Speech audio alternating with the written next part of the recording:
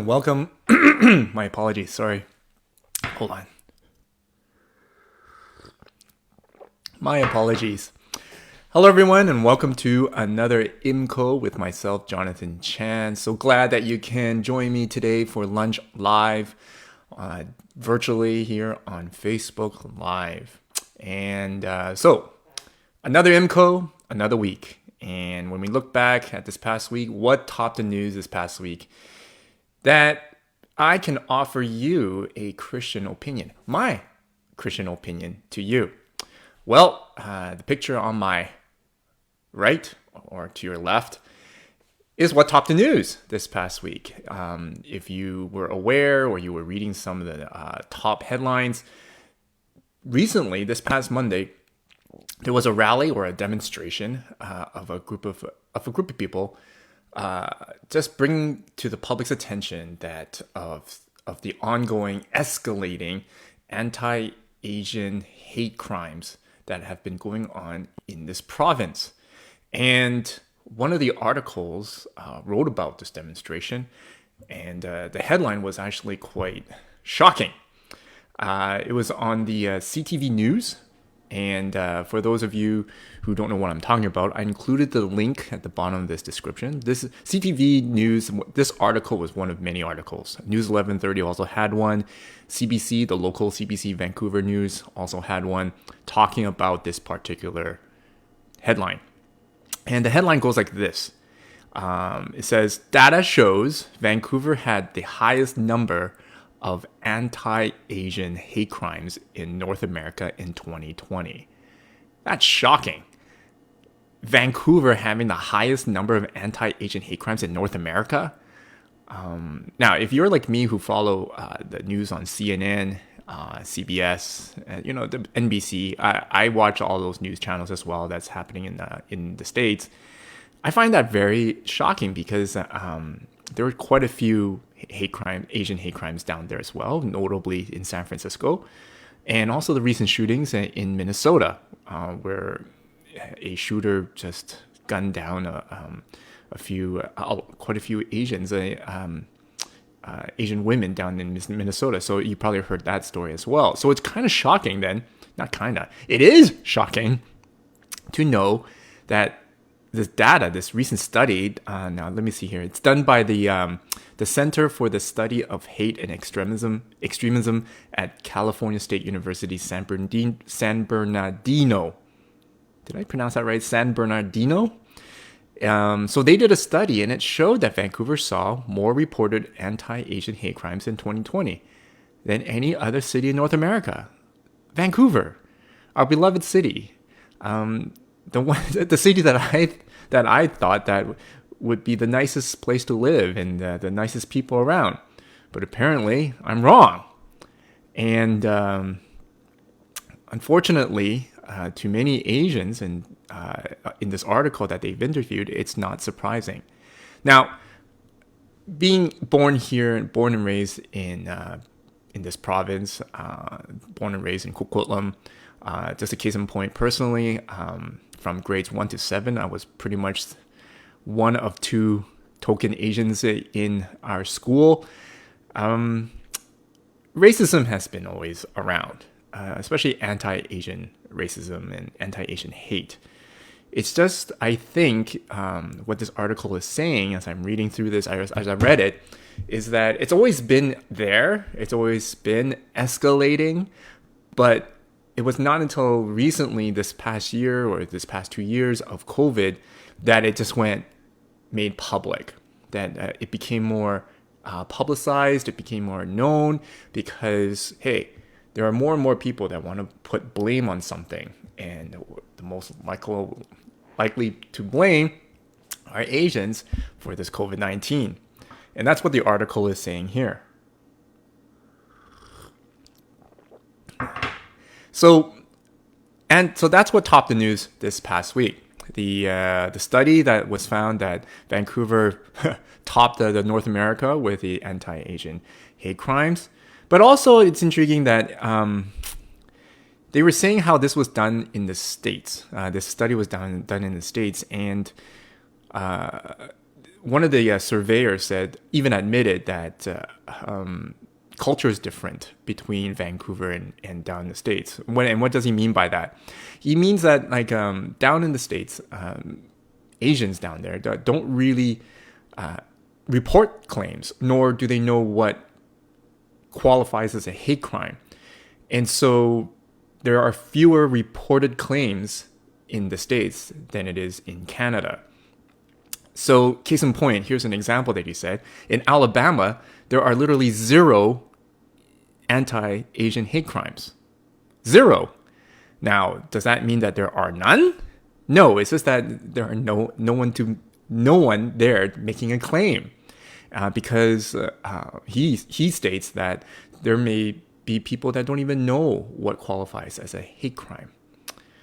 So that's an interesting point in this article as well. And this was repeated in News 1130 and also in CBC when I was reading it. Now, the most interesting point in the article is actually way at the bottom. If you're right now with me scrolling through that article, if you scroll with me all the way to the bottom, it's an interesting point made by one of the interviewees. Here, let me quote it again. I wrote it in the description, but let me quote it again. They were interviewing a person named Miss Leong, and she said that, quote, "We need to normalize stories around racial trauma rather than minimizing it or saying, oh, well, it's not happening to me right now. So I don't really want to talk about it," end quote. Leong told CTV News, quote, "The more we keep these stories hidden, the more everyone else thinks maybe it's not that bad. Maybe we're past this racism issue. The reality is that we're not," end quote. Minimizing. That's what I want to talk about this today in our IMCO. It's the cost of minimizing. And I was dwelling on this article and what she said, and I agree with her that if we continue to minimize these hate crimes and minimize even our experiences of Asian hate, then it does no good to actually provide any solutions to this issue. Instead, it's actually feeding it. It's feeding to the problem. So let's jump right into my takeaways for today on minimizing. So number one is, just because it's not happening to you or to me, it doesn't mean that it's not serious. Minimizing is actually selfish. Now, what do I mean by that?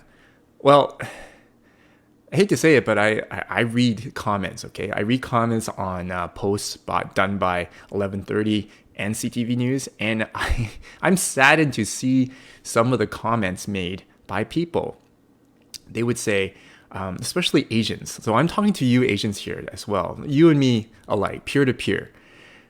We say, well, it's not happening to me, so maybe it's not a bad thing. Maybe it's only an isolated event. Maybe it's only this and that.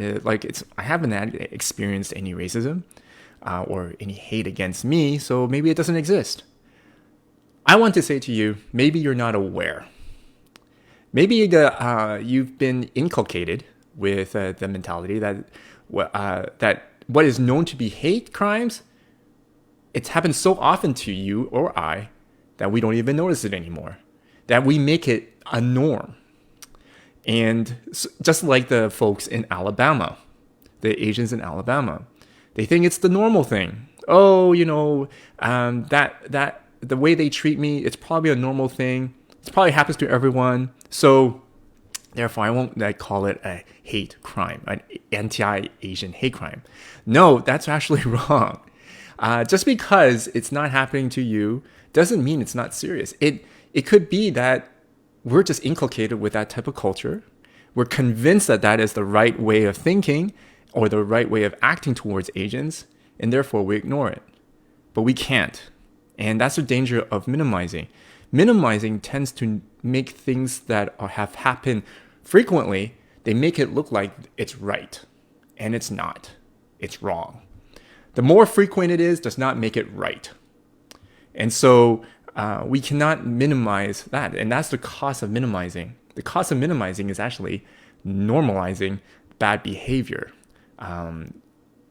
Bad behavior such as anti-Asian hate crimes. And so that's my first point. Just because it's not happening to us, it does not mean it's not serious. Just because we don't notice it does not mean it's not there. It's quite possibly it's there. It's just that we can't distinguish it anymore because it has happened to us often. And to minimize actually is selfish, actually, because it's almost right down to the point where we say, well, it's not happened to me. Maybe it's just them. They did it to themselves. They provoked it and they got what they deserve. No, that's a selfish attitude. And this is serious stuff. The anti-Asian hate crimes are serious. Just look at the news. There has been frequent hate crimes almost every week has been reported. And it's been so often reported, that it's no longer being reported because, unfortunately, it may have become a norm. So kudos to my friend who did a rally, who organized that rally. Thank you for bringing that to the attention to the public again, just so that we can galvanize a solution, to find solutions to this issue, to this anti-Asian hate crimes. Number 2, why do we minimize? Here's another, so as I was thinking about this and dwelling on it, the question that came up to my mind was, why do we minimize it? And after reading some comments again, it's almost like if we bring out to the attention that these hate crimes are against Asians and that and we're bringing it to the public's attention, it seems like we fear that now us Asians have to be on our best behavior whenever we step out into the public, i.e., we fear of being hypocritical. Well, just an FYI for all of you who are thinking that way. No, it's not hypocritical. In fact, everyone, regardless of what ethnic group that you're from, should be on your best behavior when we go out into public. It doesn't matter who you are, whether you're Asian, whether you're Southeast Asian, whether you're Caucasian, whether you're European, maybe they're the same.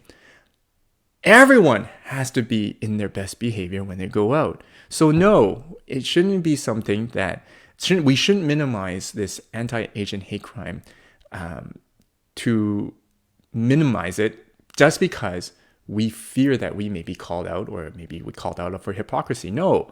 The reason why there's anti-Asian hate crimes is because of what's supposed to be like for everyone of all ethnic groups is now isolated to just one particular ethnic group and is being hurt by it.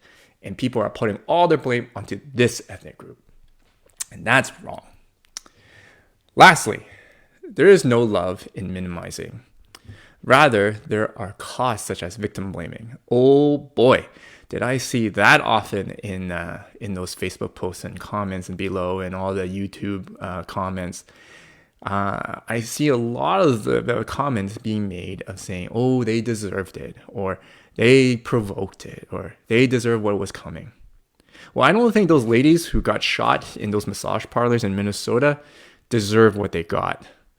And to minimize it and by victim blaming, saying that they provoked it, is just absolutely wrong, especially for us Christians who do that. For us Christians to victim blame, it's absolutely not out of love. There is no grace, there's no mercy, and there's no love in victim blaming. And so we should stop. The cost of minimizing it, I find when I see people minimizing this anti-Asian hate crimes, is their mentality is about victim blaming. And no, we cannot victim blame. Just because we cannot say, oh, they provoked it. Many of the cases on the news were unprovoked. A lot of the Asian hate crimes were unprovoked. If you heard of one elderly Asian lady, she was just punched for no apparent reason. Another one was just taken out in front of a store with no apparent reason. So these things have to stop. And we cannot victim blame for that. That's minimizing, and that's not out of love.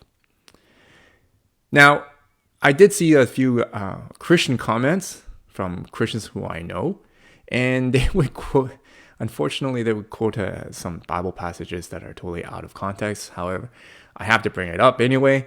So one of them brought up this passage here in Romans 8:18. And Paul was saying, I consider that our present suffering are not worth comparing with the glory that will be revealed in us. It's interesting how people would use this context, use this verse to minimize the extreme seriousness of the anti-Asian hate crimes. In fact, I think it's not even anti-Asian hate crimes per se. It's in general about minimizing other people's suffering. Oh, no big deal. Your sufferings do not compare to the glory that is coming and will be revealed in us. That's a misread of this verse. The reason why I say that is here. Our present sufferings is not worth comparing with the glory that will be revealed in us. This glory is so great, right? Okay, we get that. But do you realize it takes that amount of glory, God's glory, in order to take away our suffering? So in other words, Jesus did take our sufferings really seriously because it took a lot of glory to match that and go beyond that, to overwhelm it and conquer our sufferings. You see that in that passage? God saw our sufferings. God saw the evil in this world, including the anti-Asian hate crimes. He saw all that evil, and he took it seriously, so seriously that he sent his son to die and to conquer that evil. He sent his son to die to conquer that evil. That's how he took it seriously. He took it so seriously, it costed Jesus' life to do so, to conquer it, and to, of course, to raise to life, to conquer the punishment of that evil. And so we should, so here's my Christian opinion today to conclude. We should not minimize. In fact, for us as Christians, we shouldn't even use theology to minimize this type of evil that's happening around us in this world, in our own city of Vancouver. We cannot say that these type of sufferings are not worth comparing to the glory that is awaiting us.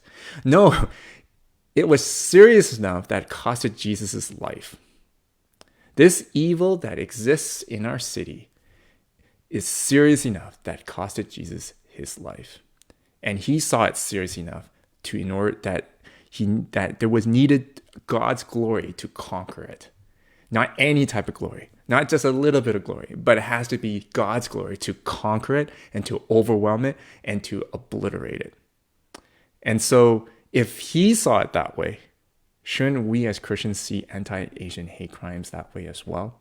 Shouldn't we see all evil the same way, with seriousness, that it needs to be addressed, that there needs to be a resolution, and that there needs to be action towards it, so that it be eradicated? All right, that's it from me. I hope you enjoyed this IMCO. It will be posted. The recording will be posted on our podcast. But till next time, if you have any questions, comments, opinions that you want to shoot over to me, the website is going to be posted up right after this. And so send it over through our contact page, and I would love to hear from you. So again, till next time, have a blessed week.